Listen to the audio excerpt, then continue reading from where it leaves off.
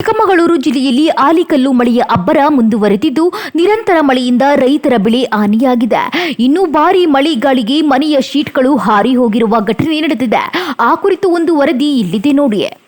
ಹೌದು, ಕಳೆದ 4-5 ದಿನಗಳಿಂದ ಚಿಕ್ಕಮಗಳೂರು ಜಿಲ್ಲೆಯಲ್ಲಿ ಭಾರೀ ಮಳೆಯಾಗುತ್ತಿದ್ದು ಕಳೆದ 3 ದಿನಗಳಿಂದ ಆಲಿಕಲ್ಲು ಮಳೆಯು ಸುರಿಯುತ್ತಿದೆ.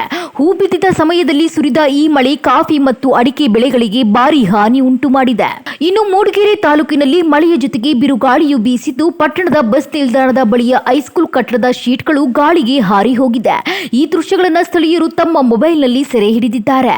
ಅಷ್ಟೇ ಅಲ್ಲದೆ ಭಾರೀ ಮಳೆಯ ಪರಿಣಾಮವಾಗಿ ವಾಹನ ಸಂಚಾರ ಅಸ್ತವ್ಯಸ್ತಗೊಂಡಿದ್ದು ಮೂಡಿಗೆರೆ ಚಿಕ್ಕಮಗಳೂರು ರಸ್ತೆಯಲ್ಲಿ ಅನೇಕ ವಿದ್ಯುತ್ ಕಂಬಗಳು ನೆಲಕ್ಕುರುಳಿವೆ. ಇದರಿಂದ ಹಲವು ಗ್ರಾಮಗಳು ಕತ್ತಲೆಯಲ್ಲಿ ಮುಳುಗಿವೆ. ಇದೇ ರೀತಿ ಮಳೆ ಇನ್ನಷ್ಟು ಮುಂದುವರೆದರೆ ಹಾನಿ ಹೆಚ್ಚಾಗುವ ಸಾಧ್ಯತೆ ಇದೆ. ಅಧಿಕಾರಿಗಳು ತುರ್ತು ಕ್ರಮ ಕೈಗೊಳ್ಳಬೇಕೆಂದು ರೈತರು ಆಗ್ರಹಿಸಿದ್ದಾರೆ.